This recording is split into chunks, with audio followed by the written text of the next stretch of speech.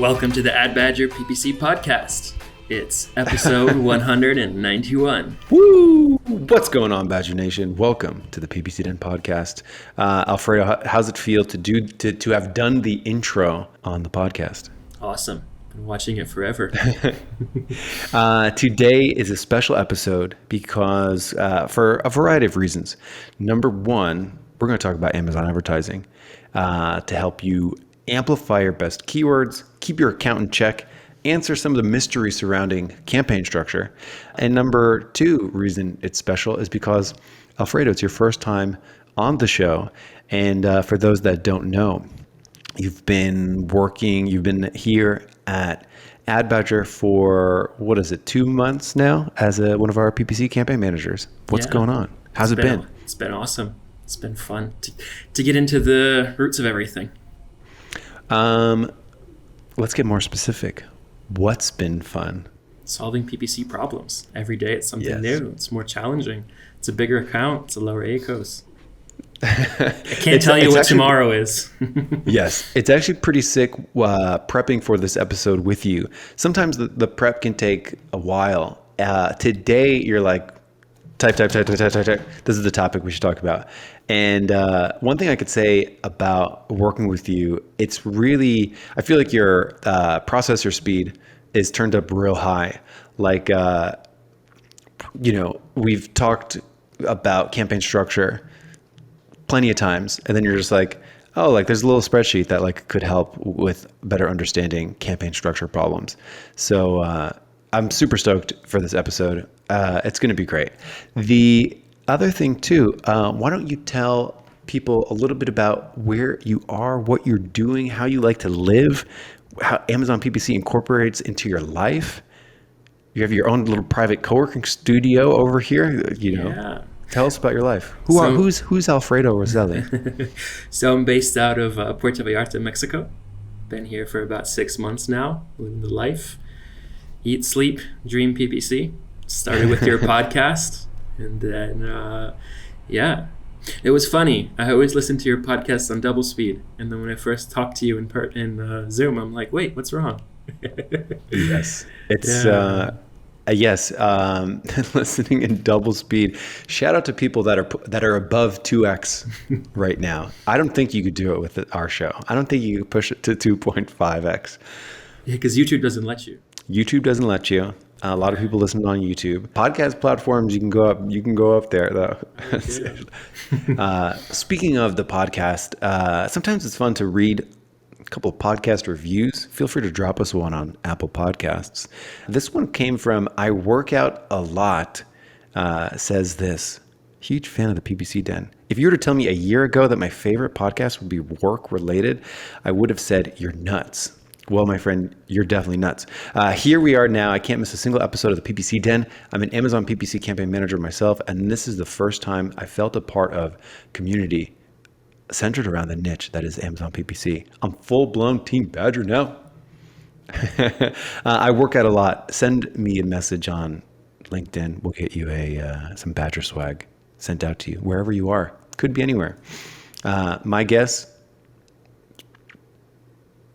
Idaho.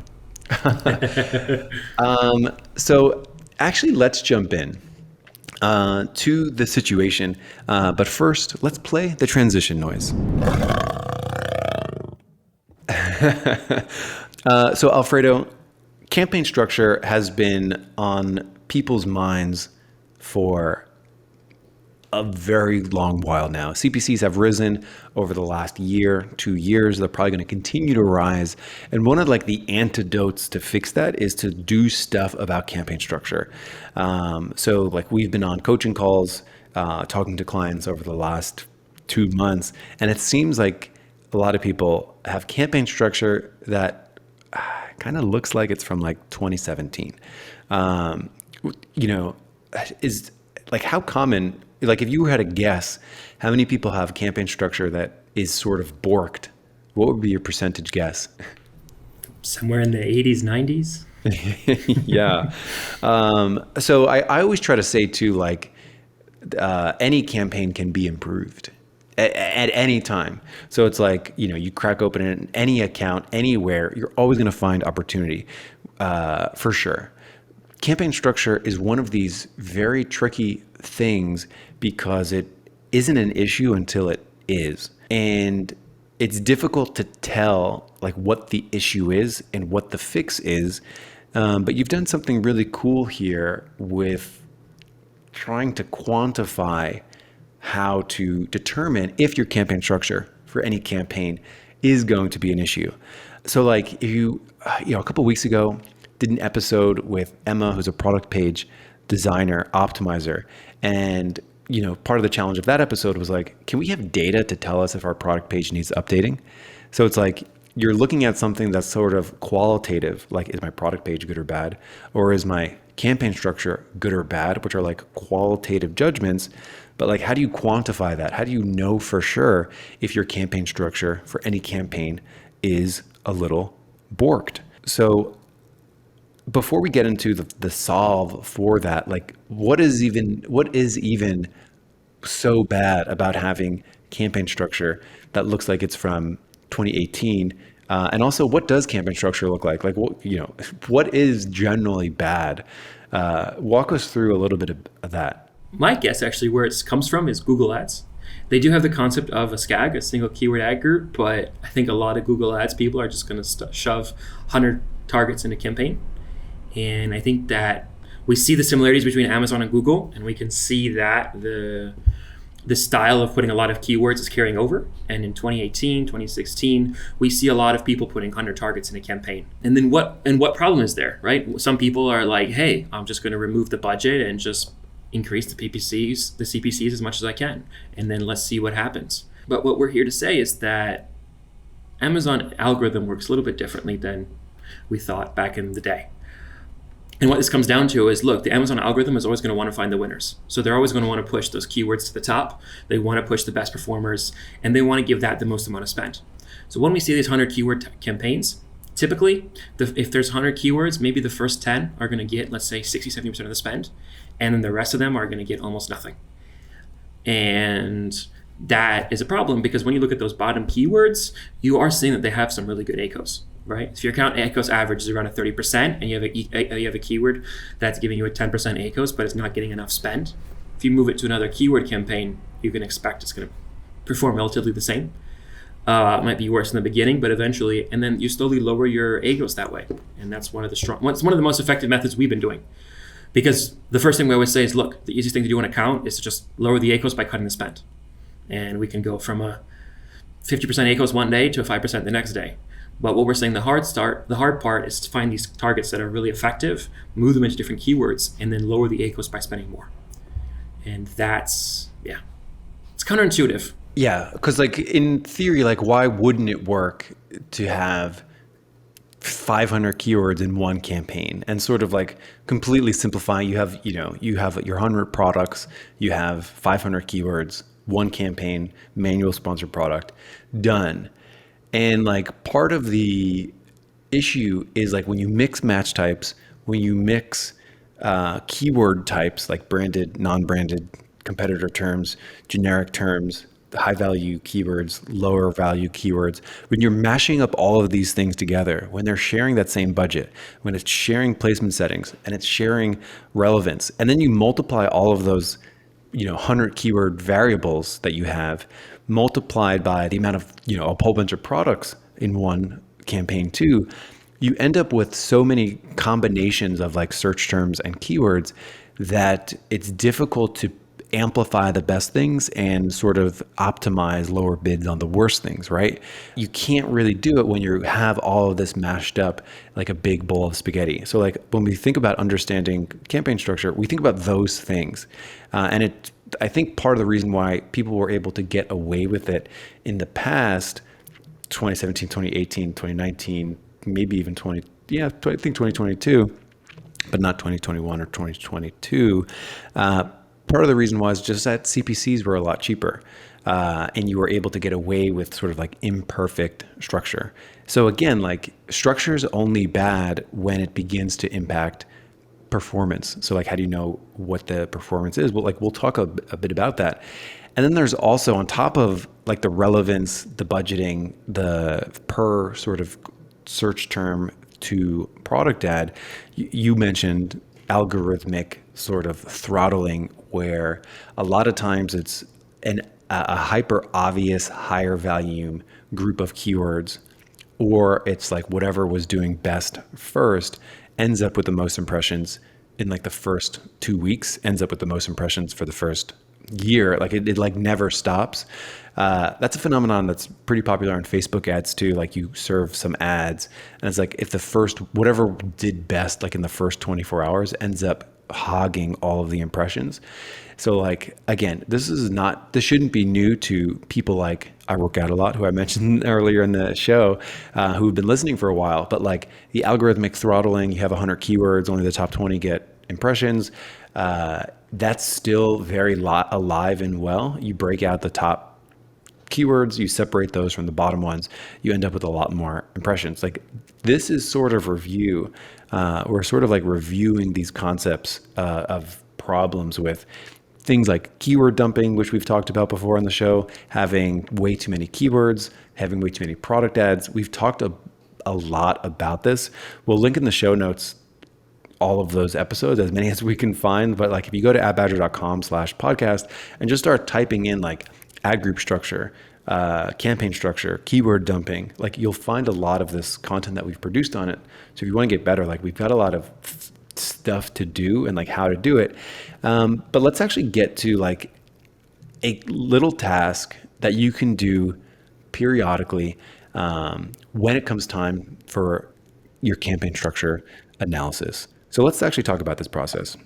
So download your search term report from Amazon.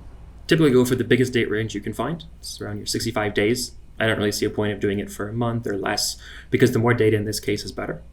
Then we like Google Sheets, so upload them to Google Sheets, turn on your filters, and just look, and then you can just look, take your best campaigns, just take one campaign at a time, and sum up all the spend you got in the campaign.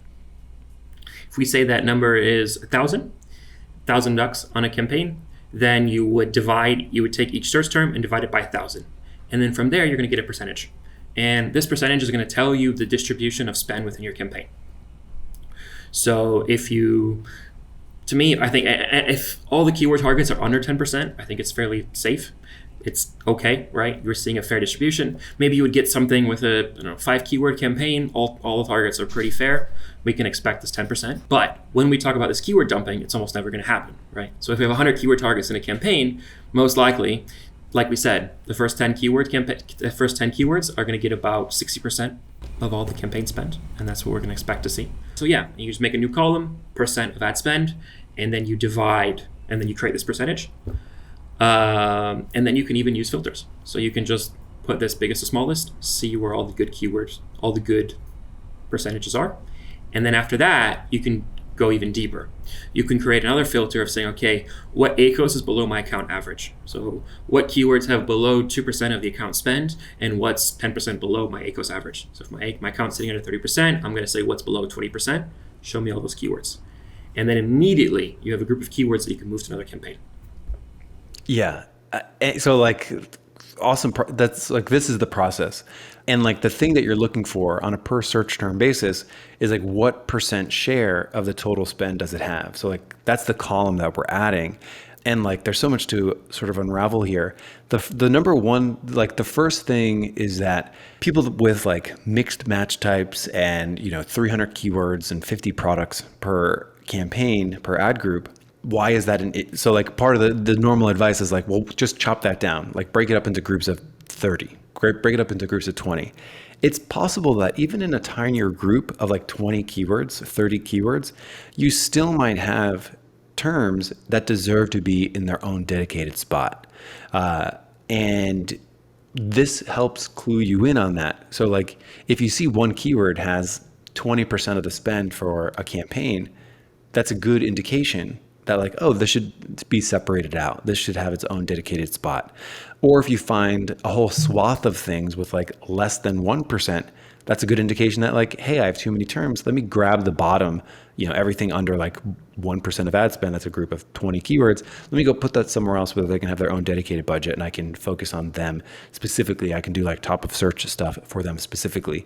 So knowing what your search terms percent of the total spend for the campaign is super valuable. It just basically gives you an indicator like, oh, this should probably be moved to a separate spot. And I really like that component of this sort of report. So yeah, all you need to do, download a search term report, add a column, filter for a specific campaign. You want to do this for a single campaign at a time, but then basically do what percent of search term spend compared to total spend for that campaign. And it can clue you in like, oh, this search term spent 25% of the budget for this campaign. It probably deserves its own dedicated placement setting, its own dedicated budget, its own dedicated attention. And then for things that are really, really small, that's probably a good indication that, oh, these things are being sort of like algorithmically throttled, too many keywords in a campaign. Let me go break these out so I can be a little bit more aggressive with them in their own spot. And some good things should come from that. Like, so one thing I always try to think about in PPC, Alfredo, is like, what are we observing? And like here we're observing the percent of total spend for each search term. And we're seeing outliers, right? We're seeing things that are incredibly low that should probably get broken out. And we're seeing things that are incredibly high that should probably get broken out. And you can do this for both product ads as well as search terms. So like you're looking for these outliers. The next thing is like, what would be the actions, like breaking them out? But then like, what would the expected result be? So like observation, action, and expected result, like what would you, like when we do this, what do you generally expect from a good campaign restructure? Lower ACOs. That's what we all want, right? We always want to increase the spend and a lower ACOs. So you make more money for the advertising dollars you spent. So describe that, like where does the increased spend come from? It comes from giving the set of keywords their own budget, right? So we're in this typical 100 keyword campaign. Those bottom 20 keywords, if they're 10% lower than the account's average ACOs, if we spend more on them, we can expect them to perform more or less the same. So we can assume that they're going to hold this 10% lower ACOs. And then over time, as we increase spend on them, the account ACOs is going to come down, right? The ACOs is the average of the highest keywords and the lowest. But moreover, it's a weighted average. So the more spend you have on a certain keyword, the more it's going to push the weighted average of the ACOs. Yeah. So let's say we have one campaign. Let's actually walk through this thought experiment. Let's say we have one campaign. It spends $10,000 a month at a 30% ACOS. And we're noticing this. Like we're noticing that the best keyword spends 20% of the budget and it's got a great ACOS. Breaking that hero keyword out into its own sponsored product, manual, single keyword campaign, I think a couple of things. Like number one, we could get more aggressive on it. It's possible that by bidding more aggressively here, giving it its own dedicated budget here, we sort of like fine tune the placement bid setting for that specific keyword. And we can make some decisions like, do we want to go for even more organic rank, things of that nature. But by fine tuning like the placement settings just for that single keyword, I would say like even further, like I think the goal is to like maximize sales at whatever ACOS we're looking for. So like if that hero keyword is doing like below your average ACOS, you can like step on the gas, get more aggressive with placement settings just for that. And then you're getting more orders still within your target ACOS. And then conversely, all those things on the bottom that don't have much traffic, you're able to get more traffic for them. So like more sales at a target ACOS. And then I think you mentioned it on the show too, which was there's going to be some things that are below your average ACOS that you'll be able to amplify too. So increase orders for them too. So like, yeah, it seems like doing campaign restructure, like you should expect more orders at your target ACOS. And one thing that always comes up anytime we talk about campaign structure is like, we'll talk about campaign structure. People are going to run this report. see a whole bunch of stuff, and then potentially run it for like every campaign or like their 10 campaigns, their top 10 campaigns. I generally do not like to like go in and change the campaign structure on like 15 campaigns at once. I try to be very methodical when it comes to campaign restructure. I don't like rocking the boat too much. I like sort of doing a little bit, watching it, do a little bit, watch it. For my own sanity, I'd rather do like 30 minutes of campaign restructure a week as opposed to like one day, 8 hours where I've restructured every single thing in a day.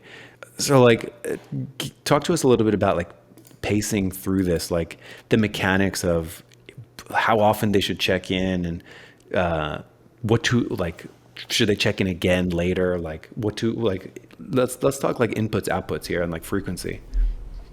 The way I like looking at it is if you put the common example, rectangle wheels on a car, it's still going to go forward. Mm-hmm. And I think that really ties into campaign structure is that we see a lot of these broken campaigns, but because of other things, the ACOS comes back normal and the campaign's seen fine. So as we go into these better situations and we want to round out those wheels, we can do it over time. And we don't want to stop the car from moving in this analogy, right? So the account is working fine. Usually that's what we look at these accounts and like, okay, it's fine. I could do with the 5% lower ACOS, I'd be happier. And the worst that we don't want to stop the car. We don't want to stop the campaign from spending. We don't want any drastic changes like you're saying. We want to sort of keep the performance consistent and then slowly improve it over time. And it also goes back to the Amazon algorithm. A campaign with a good history is going to keep the performance. When we break out these new campaigns, they need to reestablish their history. So the more history we can have on these campaigns, the better. So that I think really supports it. I like what you're saying, half an hour a week. I also think strategically, like you should have an idea how it's going to look for the next couple weeks, right? The next 2 months. It's like you can look at the account once, you say, hey, these are the campaigns that are my most important ones. And then every week I'm going to do a little bit of restructuring. And then slowly your car is going to run faster and faster and faster. Yeah, for sure. I often say like you can't be a good marketer on Amazon unless you have, especially a PPC marketer, without using a task manager. Like you need some kind of thing to remind you periodically, like check in here. Like if so you're restructuring campaign A, it's super helpful to set a reminder to yourself or reflect back. Hey, I made some changes in campaign A, like that were big, that were like structural. Let me go back and double check that, like see if things are moving the right way, and like remind yourself to do some amount of campaign restructuring periodically. I think that's so much more helpful than like spending one day doing a whole bunch of campaign structure and then like never thinking about it again for a year. So yeah, I think it pays to be that sort of like, slow and steady over time as opposed to just like blasting a whole bunch of activity and then like forgetting about it. This actually came from like Google Ads days. There was like a huge study from WordStream where like they analyzed, people typed in goals and they analyzed their accounts and they just found that people that had daily activity, like more frequent daily activity, just generally were closer to their goals than people that didn't do anything, of course, but then also people that had a lot of activity, maybe the same amount of actions in a month, but they like waited until like the last week of the month or did a whole bunch of stuff on like the first week of the month and then like didn't do anything anywhere else. So like slow and steady daily activity, I think is like the way that good PPC campaigns run. So like I think that applies to campaign structure too. And I also think doing this distribution analysis on each campaign,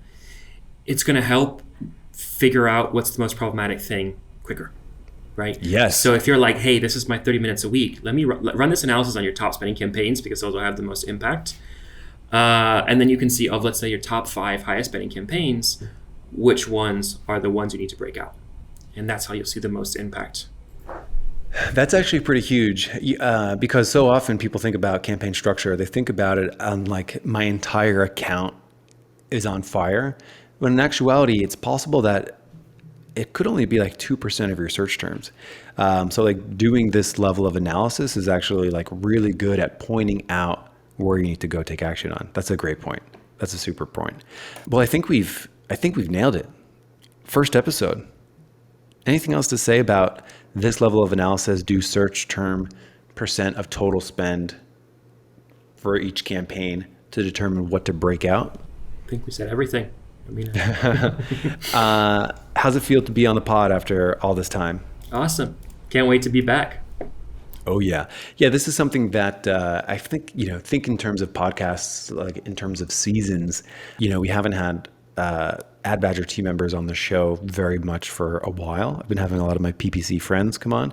And now I think we're going to enter like another season where it's like PPC friends and PPC managers from Ad Badger. So Alfredo, can't wait to have you back on. Everybody else, you can get all of our downloads at adbadger.com/podcast. And I'll see you next time here on the PPC Den podcast. Adios, Alfredo. It's a pleasure. Bye.